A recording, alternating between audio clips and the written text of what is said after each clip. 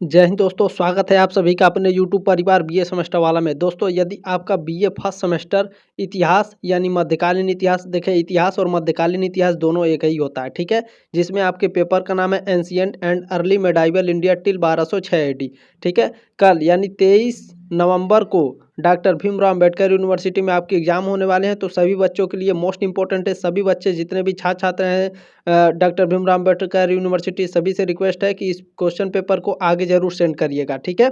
अच्छा, ये जो क्वेश्चन पेपर है किसके लिए महत्वपूर्ण है सर जी? देखिए, आने वाले समय में अभी दीनदयाल उपाध्याय गोरखपुर विश्वविद्यालय ने डेट शीट नहीं जारी किया है, ना ही राजा महेंद्र प्रताप सिंह इंस्टीट्यूट यूनिवर्सिटी ने, ना ही माँ सगुम्बारी यूनिवर्सिटी ने, किसी भी विश्वविद्यालय ने अपना डेट शीट जारी नहीं किया है। लेकिन याद रखेंगे दोस्तों, जो भी डॉक्टर भीमराव अम्बेडकर यूनिवर्सिटी के उनके लिए बहुत ही महत्वपूर्ण आज ये क्लास होने वाली बीए फर्स्ट सेमेस्टर हिस्ट्री की। तो जरूर बच्चे, आप सभी से रिक्वेस्ट है कि शेयर जरूर करेंगे, ठीक है। आने वाले समय में डॉक्टर भीमराव बात करें दीनदयाल उपाध्याय गोरखपुर विश्वविद्यालय के लिए इंपॉर्टेंट है, जिनका पेपर कोड है HIS 101, ठीक है, मध्यकालीन इतिहास का। राजा महेंद्र प्रताप सिंह स्टेट यूनिवर्सिटी के लिए इंपॉर्टेंट होगा, माँ सुकुमारी यूनिवर्सिटी के लिए इंपॉर्टेंट होगा। और जहाँ आपके माइनर एग्जाम होने वाले जैसे राम मनोहर लोहिया वध विश्वविद्यालय है, छत्रपति साहू जी महाराज यूनिवर्सिटी है, सिद्धार्थ यूनिवर्सिटी है, लखनऊ यूनिवर्सिटी है, महात्मा ज्योतिबा फुले रोहिलखंड यूनिवर्सिटी है, BU झांसी है, अलीगढ़ मुस्लिम विश्वविद्यालय है, बनारस हिंदू विश्वविद्यालय है, महाराजा सुहेलदेव यूनिवर्सिटी है। और बात करें आपके प्रोफेसर राजेंद्र सिंह यूनिवर्सिटी यानी रज्जू भैया जो विश्वविद्यालय, उसके लिए वीर बहादुर सिंह पूर्वांचल यूनिवर्सिटी, उसके लिए अवध यूनिवर्सिटी के लिए चौधरी चरण सिंह यूनिवर्सिटी के लिए जननायक चंद्रशेखर जो बलिया में विश्वविद्यालय है। जहाँ भी आपके माइनर एग्जाम होने वाले हैं सबके लिए है, मेजर माइनर दोनों के लिए है, दोनों बच्चे देख सकते हैं, चिंता करने की कोई भी आवश्यकता नहीं है, ठीक है। चले टॉप 75 हम लोग वेरी वेरी इंपॉर्टेंट 75 MCQs देखेंगे, इससे बाहर आपका कुछ नहीं होगा। सर जी क्या केवल एक ही क्लास है आपके पास? नहीं, मेरे पास आपके कई सारे मॉडल पेपर पड़े हुए हैं, मैंने कई सारे मॉडल पेपर आपको दिए हैं ऑलरेडी, ठीक है, आप लोग देख सकते हैं जाकर। अच्छा, इस जो क्वेश्चन पेपर है इसका थोड़ा जो लाइट है वो थोड़ा डिम है, फिर भी हम लोग इसे ध्यान से देखने का प्रयास करेंगे।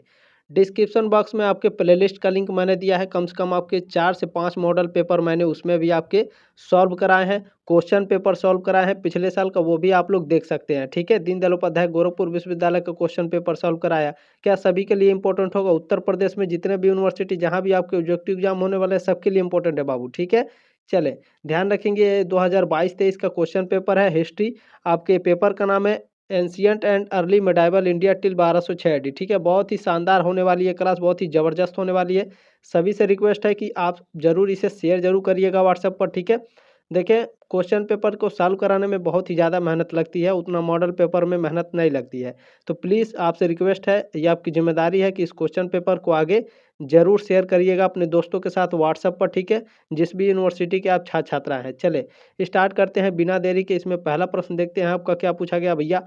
पहला प्रश्न है आपका, गजनी कहाँ स्थित है? बताइए, गजनी कहाँ स्थित है? भारत में, पाकिस्तान में, अफगानिस्तान में या मध्य एशिया में? पूछा क्या है, where is Ghazni located? Ghazni कहाँ स्थित है? बिल्कुल अफगानिस्तान में स्थित है, सी ऑप्शन आपका राइट है। अगर आप PDF नोट्स पाना चाहते हैं बिल्कुल फ्री में, आपको एक भी पैसा नहीं देना है, ठीक है। ये जो क्वेश्चन पेपर है ये आपको फ्री में मिलेगा। कहाँ? टेलीग्राम ग्रुप दिया गया है डिस्क्रिप्शन बॉक्स में, ज्वाइन कर लीजिएगा, तुरंत जाके ज्वाइन करिए। वहाँ पर मैं क्लास के ठीक नीचे आपको PDF नोट्स सेंड कर देता हूँ, बिल्कुल फ्री में आप डाउनलोड करके अपना प्रिपरेशन कर सकते हैं, बिल्कुल फ्री में है, आपको एक भी रुपया नहीं देना है, ठीक है। तो ज़रूर ज्वाइन हो जाइए, आपके यूनिवर्सिटी से संबंधित जो भी जानकारी रहती है वो भी आपके टेलीग्राम ग्रुप में सेंड कर दी जाती है, ठीक है। तो मोस्ट है बाबू, ज़रूर आप लोग ज्वाइन करिएगा। चलिए दूसरा प्रश्न क्या है, निम्नलिखित में से किसने सोमनाथ मंदिर पर आक्रमण किया था? महमूद गजनवी ने 17 बार सोमनाथ मंदिर पर आक्रमण किया था, बी ऑप्शन आपका करेक्ट है। बहुत ही शानदार, बहुत ही जबरदस्त आज की क्लास है, तो लास्ट तक जरूर देखिएगा, एकदम मजा आ जाएगा। चलिए तीसरा प्रश्न क्या है भैया, कुमार संभव किसकी रचना है? एक मिनट, ये जो लाइट है इसकी मैं बंद कर देता हूँ, ठीक है, ये वाली, ये बार बार मुझे डिस्टर्ब कर रही है, ठीक है। चले अब सही है। चलिए तीसरा प्रश्न देखेंगे हम लोग। तीसरा प्रश्न क्या है, कुमार संभव किसकी रचना है? कालिदास की, सूरदास की, जीमूत वाहन की या फिर हर्ष की? बताइए, कुमार संभव किसकी रचना है भैया? बिल्कुल कालिदास की है, ये ऑप्शन आपका राइट है। चले एकदम शानदार तरीके से जल्दी जल्दी देखने का भी प्रयास करेंगे। चौथा प्रश्न है, नर्तकी की मूर्ति कहाँ से प्राप्त हुई है? नर्तकी की मूर्ति, मूर्ति यानी नाचते हुए मूर्ति, ठीक है, नाच नर्तकी यानी नाचते हुए कोई व्यक्ति है या फिर कोई महिला है, उसकी मूर्ति कहाँ प्राप्त हुई है? हड़प्पा, लोथल, रोपड़ या मोहनजोदड़ो में नर्तकी की मूर्ति बताइए। बिल्कुल मोहनजोदड़ो में प्राप्त हुई है। डी ऑप्शन आपका राइट है। चलो, जिन बच्चों का डॉक्टर भीमराव अंबेडकर यूनिवर्सिटी का कल पेपर है बाबू, इसे शेयर जरूर कर दीजिएगा, बाकी बच्चों के पास एक भी बच्चा छूटना ना पाए। जिनका एग्जाम यदि 1 महीने 2 महीने दिसंबर, जनवरी, फरवरी में 2025 में देख रहे हैं तो भी आप लोग शेयर कर दीजिएगा बाबू लोग, ठीक है। चलिए, पांचवा प्रश्न है, भीमबेटका के शैलचित्र किस जिले में स्थित है? तो यह मध्य प्रदेश के रायसेन जिले में स्थित है, ठीक है। ए ऑप्शन आपका राइट है। रायसेन जिला नहीं देता है तो आपको मध्य प्रदेश लिख करके देता है, इसीलिए मैंने आपको बता दिया कि मध्य प्रदेश के रायसेन जिले में भीमबेटका की शैलचित्र स्थित है, ठीक है। ये ऑप्शन आपका करेक्ट है। चलिए, छठा प्रश्न क्या है, पहिए का आविष्कार मानव ने किस युग में किया? नवीन पाषाण काल, देखिए नव पाषाण काल में मानव ने पहिए का आविष्कार किया था। ये ऑप्शन आपका राइट है। चलिए, सातवां प्रश्न क्या है आपका, प्रारंभिक बौद्ध साहित्य में कितने महाजनपदों का उल्लेख है? 12, 14 या फिर 16? 16 महाजनपदों का उल्लेख है आपका प्रारंभिक बौद्ध साहित्य में। 16 महाजनपद का उल्लेख किया गया है। सी ऑप्शन आपका करेक्ट है। चलिए, आठवां प्रश्न देखेंगे क्या है, निम्नलिखित में अच्छा, आप लोगों का जब एग्ज़ाम हो जाएगा, जो भी आप लोग जिस भी यूनिवर्सिटी के हैं, जैसे भीमराव अम्बेडकर यूनिवर्सिटी के, डीडीयू के, रामसू के या फिर एमएसयू के हैं, जिस भी यूनिवर्सिटी के हैं, आप लोग क्वेश्चन पेपर ज़रूर भेज दीजिएगा। आपका मैं आंसर की बता दूंगा, ठीक है। आपको चिंता करने की कोई आवश्यकता नहीं है कि सर जी आंसर की कहाँ मिलेगा, तो आप पेपर भेजिएगा, आंसर की मैं आपको बता दूंगा। देखिए, आठवां प्रश्न है, निम्नलिखित स्थलों में से कौन सा प्रागैतिहासिक चित्रकला के लिए प्रसिद्ध है? अजंता, भीमबेटका, बाघ या फिर अमरावती? बताइए, प्रागैतिहासिक चित्रकला के लिए कौन प्रसिद्ध है? बिल्कुल भीमबेटका है। बी ऑप्शन आपका राइट है। चलिए, नवा प्रश्न आपका पूछा गया है, कालीबंगा किस राज्य में स्थित है? राजस्थान, पंजाब, हरियाणा, यूपी में? कालीबंगा किस राज्य में स्थित है? राजस्थान में। ए ऑप्शन आपका राइट है। यदि आपको विजुअल नहीं हो रहा होगा तो आप लोग अपने जो मोबाइल है उसका जो लाइट है उसे बढ़ा लीजिएगा, ठीक है, तो आपको अच्छे से दिखेगा। चले, प्रश्न नंबर 10 आपका क्या पूछा गया है, भारतीय संगीत की उत्पत्ति का पता निम्नलिखित में से किस संहिता से लगाया जा सकता है? तो देखें, सामवेद को भारतीय संगीत का जनक, भारतीय संगीत जो संगीत है वो सामवेद को माना जाता है भारतीय संगीत की उत्पत्ति, ठीक है। तो बी ऑप्शन आपका राइट है। चलिए, 11वां प्रश्न क्या है, कौन सी सभ्यता अधिक प्राचीन है? वैदिक सभ्यता, सिंधु घाटी सभ्यता, उत्तर वैदिक सभ्यता, इनमें से कोई नहीं। बताइए, कौन सी सभ्यता सबसे ज़्यादा प्राचीन है? देखिए, सिंधु घाटी सभ्यता सबसे ज़्यादा प्राचीन है। बी ऑप्शन आपका राइट है। चले, अगला प्रश्न देखेंगे, 12 नंबर क्या है, ऋग्वेद में वर्ण व्यवस्था के विषय में पता चलता है? पुरुष सूक्त का, तत्वज्ञान सूक्त का, संस्कार सूक्त का या फिर खिल सूक्त का? बताइए, ऋग्वेद में वर्ण व्यवस्था के विषय में पता चलता है, किसका पता चलता है? बताइए। बिल्कुल पुरुष सूक्त का पता चलता है। ए ऑप्शन आपका राइट है। अगला प्रश्न है 13 नंबर, ऋग्वेद में कुल कितने सूक्त हैं? ऋग्वेद में कुल 1028 सूक्त हैं। सी ऑप्शन आपका राइट है। चलिए, प्रश्न नंबर 14 देखेंगे क्या है, ध्यान से, सिंधी भाषा में मोहनजोदड़ो का क्या अर्थ है? सिंधी भाषा लिखा है, हिंदी भाषा नहीं है भैया, सिंधी भाषा है, ठीक है। सिंधी भाषा में मोहनजोदड़ो का क्या अर्थ होता है? तो इसका मतलब होता है मृतकों का टीला। बी ऑप्शन आपका राइट है। चलिए, 15 नंबर प्रश्न क्या है, सिंधु घाटी सभ्यता से प्राप्त महान स्नानागार प्राप्त हुआ कहाँ से? हड़प्पा, मोहनजोदड़ो, लोथल या कालीबंगा? कहाँ से महान स्नानागार प्राप्त हुआ है? बिल्कुल मोहनजोदड़ो से। बी ऑप्शन आपका राइट है।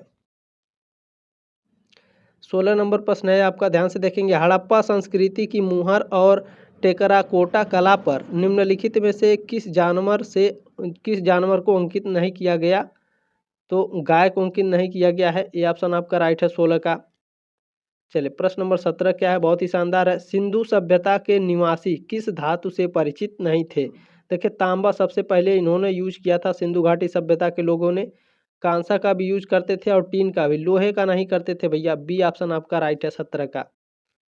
चलिए, प्रश्न नंबर 18 क्या है, वैदिक सभ्यता में गांव के प्रधान को क्या कहते थे? ग्रामणी, रत्नी, ग्रामविद या फिर पुरोहित? ये सारे क्वेश्चन आपके मैंने करा रखे हैं, ठीक है। ये ऑप्शन आपका राइट है मॉडल पेपर में। वैदिक सभ्यता में गांव के प्रधान को ग्रामणी कहते थे, इनके सेना के अध्यक्ष को क्या कहते थे? यहाँ पर जो खेतिहर मजदूर होते थे उसकी जो प्रधान होता था उसको क्या कहते थे, इन सभी के बारे में मैंने मॉडल पेपर में आपको बताया है काफ़ी शानदार तरीके से। तो आप लोग मॉडल पेपर ज़रूर देख लीजिएगा, ठीक है। काफ़ी शानदार तरीके से मैंने पढ़ाया है, बहुत ही ज़बरदस्त तरीके से। उपनिषद शब्द का शाब्दिक अर्थ है ज्ञान, बुद्धि, निकट बैठना या उच्चारण। उपनिषद शब्द का शाब्दिक अर्थ क्या होता है? निकट बैठना। सी ऑप्शन आपका राइट है। चलिए 20 नंबर प्रश्न क्या है? An advance history of India किसके द्वारा लिखित है? An advance history of India जो पुस्तक है इसको लिखने वाले आर.सी. मजूमदार हैं। डी ऑप्शन आपका राइट है। प्रश्न नंबर 21 है, सम्राट चंद्रगुप्त मौर्य का शिक्षक एवं संरक्षक कौन था? सम्राट चंद्रगुप्त मौर्य के शिक्षक और संरक्षक चाणक्य थे। बी ऑप्शन आपका राइट है। अर्थ पूछता है अर्थशास्त्र के लेखक कौन है? चाणक्य है, ध्यान रखेंगे। 22 नंबर प्रश्न है, योग सूत्र के लेखक कौन है? योग सूत्र के लेखक महर्षि पतंजलि हैं। डी ऑप्शन आपका राइट है। ऐसे आप पता लगा लीजिए, पतंजलि का प्रोडक्ट आप लोग देखते हैं बिकता है। पतंजलि के जो गुरु हैं वो क्या करते हैं? योग कराते हैं। तो योग सूत्र के लेखक कौन हो गए? पतंजलि हो गए, ठीक है। इस तरह से आप ध्यान लगा के दिमाग लगा के अच्छे से याद कर सकते हैं। बिंबिसार एवं अजातशत्रु किस वंश के थे? हर्यक वंश, शिशुनाग वंश या नंद वंश? बिंबिसार एवं अजातशत्रु बताइए किस वंश के किस वंश के थे भैया? बताइए। बिल्कुल हर्यक वंश के थे, ये ऑप्शन आपका राइट है। चलिए 24 नंबर प्रश्न क्या है? देखिए, कौन मौर्य शासक नहीं है? तो देखें दशरथ, संप्रति और अशोक ये तीनों मौर्य शासक हैं। मिनांडर मौर्य शासक नहीं है भैया। डी ऑप्शन आपका राइट है। प्रश्न नंबर 25 क्या है? अर्थशास्त्र की रचना किसने की? कौटिल्य ने, स्मिथ ने या फिर चंद्रगुप्त मौर्य? मैंने क्या कहा है? चाणक्य ने, ठीक है। चाणक्य का दूसरा नाम क्या है भैया? कौटिल्य नाम है। ये ऑप्शन आपका राइट है प्रश्न नंबर 25 का। अच्छा, मैंने इतना क्वेश्चन पेपर सॉल्व कराया है, आपको इतना पढ़ाया, कहीं भी अर्थशास्त्र की रचना चाणक्य ने नहीं की है। मतलब चाणक्य लिख करके नहीं आता है ऑप्शन में, पता नहीं क्यों, ठीक है। कौटिल्य लिख करके ही आता है। ये ऑप्शन आपका राइट है क्योंकि इनका दूसरा नाम है। एग्जामिनर सोचता है बच्चे कंफ्यूज हो जाएंगे, लेकिन बच्चे बेवकूफ़ थोड़ी ना भैया, ठीक है। 26 नंबर प्रश्न है, देवनाम प्रिय की उपाधि धारण की थी? बृहदत्त ने, संप्रति ने या फिर अशोक ने? देवनाम प्रिय की उपाधि किसने धारण करी थी? बिल्कुल सम्राट अशोक ने। सी ऑप्शन आपका राइट है। प्रश्न नंबर 27 से ध्यान से देखेंगे, मौर्य वंश का अंतिम सम्राट कौन था? चंद्रगुप्त, अशोक, शतधन्व, बिल्कुल शतधन्वन या फिर बृहद्रथ? मौर्य वंश का अंतिम सम्राट कौन था? बिल्कुल बृहद्रथ मौर्य वंश का अंतिम सम्राट था। डी ऑप्शन आपका राइट है। चलिए प्रश्न नंबर 28 क्या है? निम्नलिखित में से किस देश में अशोक का कोई अभिलेख नहीं मिलता? भारत, पाकिस्तान, अफगानिस्तान, श्रीलंका? श्रीलंका में नहीं मिलेगा, अफगानिस्तान, पाकिस्तान और भारत में मिलता है। क्योंकि देखिए प्राचीन भारत में हमारा जो भारत है वो अखंड भारत था। अफगानिस्तान, पाकिस्तान और भारत ये तीनों को मिला करके अखंड भारत था, इस तरह से पूरा बड़ा तरीके से। श्रीलंका हमेशा से अलग रहा है, ठीक है। चलिए ध्यान रखेंगे, डी ऑप्शन आपका राइट है। 29 नंबर प्रश्न क्या है? किस मौर्य शासक ने 262 ईसा पूर्व में कलिंग का प्रसिद्ध युद्ध लड़ा? 262 ईसा पूर्व में कलिंग का युद्ध लड़ा गया था। मौर्य शासक ने 262 ईसा पूर्व में कलिंग का प्रसिद्ध युद्ध लड़ा। बिंदुसार, अशोक, चंद्रगुप्त या फिर संप्रति? किसने लड़ा था? सम्राट अशोक ने लड़ा था। बी ऑप्शन आपका राइट है। चले प्रश्न नंबर आपका 30 क्या है? चंद्रगुप्त मौर्य के शासनकाल में भूमि कर कितना था? 1.6, 1/6 थी, ठीक है, 1/6। सी ऑप्शन आपका राइट है। चले यहाँ आप समझ रहे हैं 1/6 का मतलब समझ रहे हैं क्या है? चंद्रगुप्त मौर्य के शासनकाल में भूमि कर कितना था, यानी जो जमीन पर टैक्स लगाया जाता था चंद्रगुप्त मौर्य काल में वो कितना था? तो भूमि का 6वां भाग था, ठीक है। 1/6 मतलब ये 6वां भाग था टैक्स का कर, ध्यान रखेंगे, ठीक है। चले प्रश्न नंबर 31 क्या है? वह भेरी घोष के स्थान पर धम्म घोष करेगा, यह घोषणा किस शासक ने की? तो इसको घोषित किए थे सम्राट अशोक ने। सी ऑप्शन आपका राइट है। चलिए प्रश्न नंबर 32 क्या है? 32 नंबर प्रश्न आपका पूछा गया है, कौटिल्य के अर्थशास्त्र की तुलना, यानी जो चाणक्य हैं इनके अर्थशास्त्र की तुलना पश्चिम के किस ग्रंथ से की जाती है? तो मैकियावेली के द प्रिंस से की जाती है। ये ऑप्शन आपका राइट है 32 का। बहुत ही फेमस क्वेश्चन है, कई बार पूछ चुका है, आएगा भी। संसार में संस्कृत की प्राचीनता पुस्तक कौन सी है, बताइए। संसार में संस्कृति की प्राचीनता पुस्तक कौन सी है? ऋग्वेद, सामवेद, अथर्ववेद या फिर यजुर्वेद? तो आपको पता होगा सबसे पुराना वेद कौन सा है? ऋग्वेद है, ठीक है। ये ऑप्शन आपका राइट है। प्रश्न नंबर 34 है आपका, वैदत्रयी के अंतर्गत सम्मिलित है, क्या सम्मिलित है? ऋग्वेद, यजुर्वेद और सामवेद सम्मिलित है। बी ऑप्शन आपका राइट है। चले प्रश्न नंबर 35 देखेंगे, 35 नंबर, गुप्त संवत, ठीक है। गुप्त संवत की स्थापना किस राजा ने की थी? चंद्रगुप्त मौर्य ने, स्कंदगुप्त या चंद्रगुप्त प्रथम या अशोक? बताइए। गुप्त संवत की स्थापना किस राजा ने की थी भैया? बिल्कुल चंद्रगुप्त प्रथम ने। सी ऑप्शन आपका राइट है। प्रश्न नंबर 36 क्या पूछा गया है? मेहरौली लौह स्तंभ पर किस शासक की प्रशस्ति अंकित है? तो चंद्रगुप्त द्वितीय की। बी ऑप्शन आपका राइट है। प्रश्न नंबर 37 आपका पूछा गया है, फाहियान किसके शासनकाल में भारत आया था? तो जो फाहियान है चंद्रगुप्त द्वितीय के शासनकाल में भारत आया था। बी ऑप्शन आपका राइट है 37 का। चले प्रश्न नंबर 38 देखेंगे, क्या है? प्रयाग प्रशस्ति में लिच्छवी दौहित्र किसे कहा गया है? प्रयाग प्रशस्ति में लिच्छवी दौहित्र समुद्रगुप्त को कहा गया है। बी ऑप्शन आपका राइट है। प्रश्न नंबर 39 देखेंगे, क्या पूछा गया? अशोक किस शिलालेख में बुद्ध धम्म और संघ के प्रति अपनी श्रद्धा प्रकट करता है?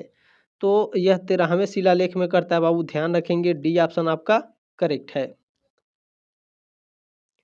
प्रश्न नंबर 40 है, यूनानी भाषा का सैंड्रोकोटस नाम किस भारतीय राजा का नाम है?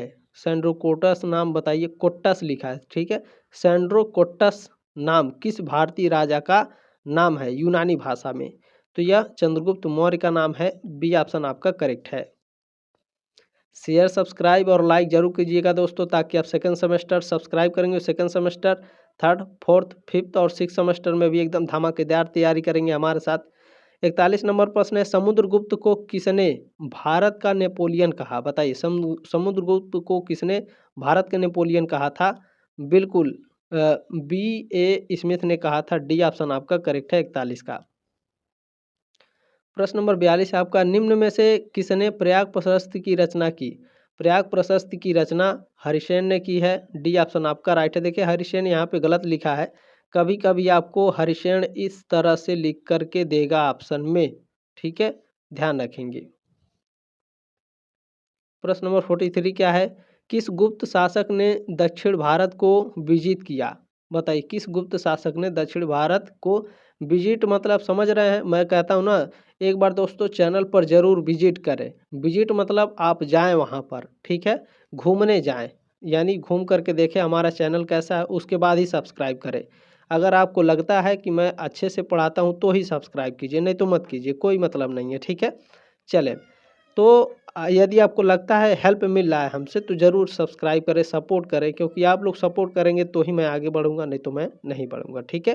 तो जो समुद्रगुप्त हैं ये दक्षिण भारत को विजिट किए थे, ठीक है, और ये गुप्त शासक थे। सी ऑप्शन आपका राइट है, यानी गुप्त वंश के शासक थे समुद्रगुप्त, जिन्होंने दक्षिण भारत को विजिट किया था, यानी घूमा था।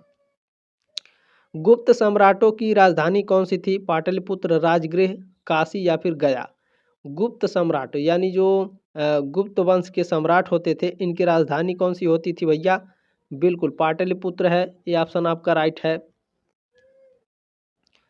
प्रश्न नंबर 45 क्या पूछा गया है आपका? फ्यूडलिज्म शब्द किस भाषा के फ्यूड शब्द से लिया गया है? तो यह लिया गया है आपके बिल्कुल लैटिन भाषा से। ए ऑप्शन आपका राइट है। चले अगला प्रश्न देखेंगे साथियों, 46 नंबर प्रश्न है, भारत में सामंतवाद का उद्भव निम्नलिखित में से किस काल में माना जाता है? सामंतवाद का उद्भव भारत में गुप्त काल को माना जाता है। बी ऑप्शन आपका राइट है। प्रश्न नंबर 47 आपका पूछा गया है, भारतीय सामंतवाद पुस्तक किसकी रचना है? भारतीय सामंतवाद पुस्तक आर एस शर्मा की रचना है। डी ऑप्शन आपका राइट है। चलिए प्रश्न नंबर 48 क्या है? परमार वंश का संस्थापक कौन था? परमार वंश का संस्थापक उपेंद्र थे। सी ऑप्शन आपका राइट है प्रश्न नंबर 48 का। चलिए प्रश्न नंबर 49 क्या है आपका? संयोगिता संजुक्ता किसकी पुत्री थी? संयोगिता या फिर संजुक्ता किसकी पुत्री थी भैया? बिल्कुल जयचंद की पुत्री थी। बी ऑप्शन आपका राइट है। और इनका जो शादी हुआ था पृथ्वीराज प्रथम के साथ हुआ था संयोगिता की शादी। ठीक है, चले प्रश्न नंबर नहीं, ठीक है, हाँ चलिए प्रश्न नंबर 50 देखेंगे। यहाँ पर शायद कोई गलती हमसे हो गई है। संयोगिता की जो शादी हुई थी पृथ्वीराज तृतीय के साथ या फिर प्रथम के साथ हुई थी, कंफर्म नहीं है। ठीक है, चलिए आप लोग कमेंट करके बताइएगा। 50 नंबर प्रश्न है, किस प्रतिहार शासक को अरबों के साथ सफलतापूर्वक संघर्ष हेतु जाना जाता है? कौन से प्रतिहार शासक थे जिनको अरबों के साथ सफलतापूर्वक संघर्ष के लिए जाना जाता भैया? तो ये थे नागभट्ट प्रथम। ये ऑप्शन आपका राइट है। प्रश्न नंबर 51 क्या है? किस ग्रंथ के उल्लेख के आधार पर यह माना जाता है कि राजपूतों का उदय अग्निकुंड से हुआ? राजतरंगिणी से, मनुस्मृति से, मुद्रा राक्षस से या पृथ्वीराज रासो से? बताइए किस ग्रंथ के आधार पर किस ग्रंथ के उल्लेख के आधार पर यह माना जाता है कि जो राजपूत हैं इनका उदय अग्निकुंड से हुआ है? तो पृथ्वीराज रासो से माना जाता है। डी ऑप्शन आपका राइट है। पूछा जाता है पृथ्वीराज रासो के रचयिता कौन है? तो चंद्रबरदाई हैं। प्रश्न नंबर 52 है आपका, कौन सी पुस्तक हर्षवर्धन द्वारा नहीं लिखी गई? तो देखें रत्नावली, प्रियदर्शिका और नागानंद ये तीनों पुस्तक हर्षवर्धन ने लिखा है। कादम्बरी इन्होंने नहीं लिखा है। ये ऑप्शन आपका राइट है। कादम्बरी किसकी रचना है आप लोग कमेंट करके जरूर बताएंगे। प्रश्न नंबर 53 क्या है? चालुक्य नरेश जिसने हर्षवर्धन को पराजित किया था वो जयसिंह था, पुलकेशिन द्वितीय, कीर्तिवर्मन या विक्रमादित्य था? चालुक्य नरेश जिसने हर्षवर्धन को पराजित किया वह कौन था भैया? पुलकेशिन द्वितीय था। बी ऑप्शन आपका करेक्ट है। प्रश्न नंबर 54 क्या है? परमार निवासी थे, तो जो परमार है यह मालवा के निवासी थे। बी ऑप्शन आपका राइट है। प्रश्न नंबर 55 क्या है? पृथ्वीराज रासो किसने लिखा था? पृथ्वीराज रासो को लिखने वाले चंद्रबरदाई हैं। बी ऑप्शन आपका राइट है। प्रश्न नंबर 56 है, बुद्ध चरित किसकी रचना है? बुद्ध चरित किसकी रचना है भैया? अश्वघोष की रचना है। 56 का ऑप्शन नंबर ए राइट है। चलिए जल्दी जल्दी देखने का प्रयास करें, एकदम फटाफट, एकदम शानदार तरीके से, जबरदस्त। हर्ष को संकलोत्तरापंथनाथ, ठीक है, क्या लिखा हुआ है?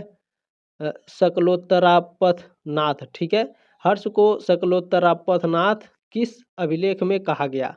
कौन से अभिलेख में कहा गया है? नौसारी अभिलेख में। ठीक है, बी ऑप्शन आपका राइट है। बहुत ही फेमस क्वेश्चन है, बहुत ही शानदार प्रश्न है, ध्यान से रखेंगे इसे। अगला प्रश्न है, ह्वेनसांग किस शासक के शासनकाल में भारत आया? अशोक, हर्षवर्धन, राज्यवर्धन या पुष्यमित्र शुंग? बताइए ह्वेनसांग किसके शासनकाल में भारत आया था भैया? बिल्कुल हर्षवर्धन के शासनकाल में। बी ऑप्शन आपका करेक्ट है। प्रश्न नंबर 59 देखेंगे, भारत में कृष्ण भक्ति का सबसे बड़ा केंद्र कौन सा है? पटना, आगरा, वृंदावन या सूरत? वृंदावन कृष्ण भक्ति का सबसे प्रमुख केंद्र है। ठीक है, सी ऑप्शन आपका राइट है। प्रश्न नंबर 60 क्या है? अद्वैतवाद नामक हिंदूवादी दार्शनिक विचारधारा का निर्माण किसने किया? शंकराचार्य, कृष्णा, शिव या फिर गांधी? बिल्कुल देखिए शंकराचार्य ने, ठीक है, अद्वैत नामक हिंदूवादी दार्शनिक थे और विचारक थे जिन्होंने हिंदूवादी दार्शनिक विचारधारा को प्रतिपादित किया, निर्माण किया, शंकराचार्य ने। ठीक है, ये ऑप्शन आपका राइट है। प्रश्न नंबर 61 है, 61 नंबर प्रश्न क्या पूछा है? बहुत ही ध्यान से देखेंगे। हिंदू धर्म के अनुसार विवाह कितने प्रकार के होते हैं? हिंदू धर्म के अनुसार जो विवाह है वो 8 प्रकार के होते हैं। सी ऑप्शन आपका राइट है। काफ़ी शानदार तरीके से इसको मैंने बताया है, मॉडल पेपर जरूर देख लेंगे। पुराणों की संख्या है, पुराण हमारे 18 हैं भैया। डी ऑप्शन आपका राइट है, 18 पुराण हैं हमारे हिंदू धर्म में। चले प्रश्न नंबर 63 क्या है? 63 नंबर प्रश्न पूछा है, वह शब्द जिसका अर्थ जन्म और मृत्यु के चक्र से मुक्ति है वह कौन है? बताइए। बिल्कुल मोक्ष है। सी ऑप्शन आपका राइट है। प्रश्न नंबर 64 है, 64 नंबर प्रश्न पूछा गया है, मथुरा कला शैली में किस अ, किस रंग के, हाँ ठीक है, मथुरा कला शैली में किस रंग के पत्थर का उपयोग किया गया? लाल पत्थर का उपयोग किया गया है, ये ऑप्शन आपका राइट है। चले अगला प्रश्न देखेंगे, 65 नंबर प्रश्न है, आश्रमों की कुल संख्या है। हमारे आश्रम जो है 4 प्रकार के होते हैं, 5 प्रकार के होते हैं, 2, 3, 1, बताइए किस प्रकार के होते हैं? बिल्कुल 4 प्रकार के आश्रम होते हैं, धर्म, अर्थ, काम और मोक्ष, ठीक है। चले अगला प्रश्न है आपका, हिंदुओं के, ठीक है, हिंदुओं के प्रमुख संस्कार कितने थे? तो हमारे 16 संस्कार हैं, अभी भी हैं, ठीक है, थे नहीं हैं, सी ऑप्शन आपका राइट है। टाइपिंग में गलती हो जाती है एग्जामिनर से, कोई बात नहीं है। आनंदपाल किस वंश का शासक था? आनंदपाल तोमर वंश का शासक था, ठीक है, कौन से वंश? तोमर, मैं लिख दे रहा हूँ, नहीं दिखाई दे रहा होगा तो तोमर, ठीक है, डी ऑप्शन आपका राइट है। प्रश्न नंबर 68 क्या है, निम्न में से कौन सा एक बौद्ध ग्रंथ है? कौमुदी महोत्सव, आर्यमंजू की कल्प, रघुवंश या फिर देवी चंद्रगुप्तम, बताइए कौन एक बुद्ध ग्रंथ है? बताने का प्रयास करिए सभी लोग। बिल्कुल आर्यमंजू की कल्प एक बुद्ध ग्रंथ है, बी ऑप्शन आपका राइट है 68 का। प्रश्न नंबर 69 है आपका, अहिलवाड़, ठीक है, अहिलवाड़ किसकी राजधानी थी? चालुक्य, गढ़वाल, चौहान या चोल की? अहिलवाड़ बताइए भैया, अहिलवाड़ किसकी राजधानी थी बताइए? बिल्कुल चालुक्य की, ये ऑप्शन आपका राइट है। प्रश्न नंबर 70 देखेंगे, तराइन का प्रथम युद्ध किस वर्ष हुआ? 1191 में प्रथम युद्ध हुआ था, ठीक है, और सेकेंड युद्ध आपका हुआ था 1192 में, ठीक है, हालांकि दिया नहीं है, 1192 में आपका दूसरा युद्ध हुआ था और प्रथम युद्ध 1191 में, सी ऑप्शन आपका राइट है। प्रश्न नंबर 71 क्या है, चंदावर के युद्ध में मोहम्मद गौरी ने किसको परास्त किया? जयचंद, विद्याधर, आनंदपाल या भीमदूती को? चंदावर के युद्ध में मोहम्मद गौरी ने किसको पराजित किया था? बिल्कुल जयचंद को, ये ऑप्शन आपका राइट है। प्रश्न नंबर 72 क्या है, अलबरूनी द्वारा लिखित भारत का वृतांत है, कौन सा वृतांत है? किताबुल हिंद है, ये ऑप्शन आपका राइट है। प्रश्न नंबर 73 क्या है, अभिज्ञान शाकुंतलम किसकी रचना है? अभिज्ञान शाकुंतलम कालिदास की रचना है, डी ऑप्शन आपका राइट है। प्रश्न नंबर 74 क्या है, भारत पर आक्रमण करने वाला पहला मुस्लिम शासक कौन था? फिरदौसी, मोहम्मद गौरी, मोहम्मद बिन कासिम या महमूद गजनबी, बताइए भारत पर आक्रमण करने वाला प्रथम मुस्लिम कौन था? मोहम्मद बिन कासिम था, सी ऑप्शन आपका राइट है। प्रश्न नंबर 75 क्या है, महमूद गजनवी के साथ भारत आने वाला प्रसिद्ध इतिहासकार कौन था? फरिश्ता, अफीक, इब्न बतूता या अलबरूनी, बताइए सभी लोग। बिल्कुल अब अलबरूनी जो थे यह महमूद गजनवी के साथ भारत आए थे, ठीक है, ध्यान रखेंगे, आपका डी ऑप्शन आपका राइट है। दोस्तों ये 75 क्वेश्चन रहे, बहुत ही शानदार तरीके से मैंने बताया, जितना आप लोगों ने प्यार और सपोर्ट दिया है इसके लिए तहे दिल से धन्यवाद। बी ए सेमेस्टर वाला हमेशा आपका भारी रहेगा, आपका बहुत बहुत धन्यवाद दोस्तों। इसे शेयर, सब्सक्राइब और लाइक जरूर करिएगा। जल्दी मिलते हैं आपके नेक्स्ट क्लास में, तब तक के लिए जय हिंद, वंदे मातरम।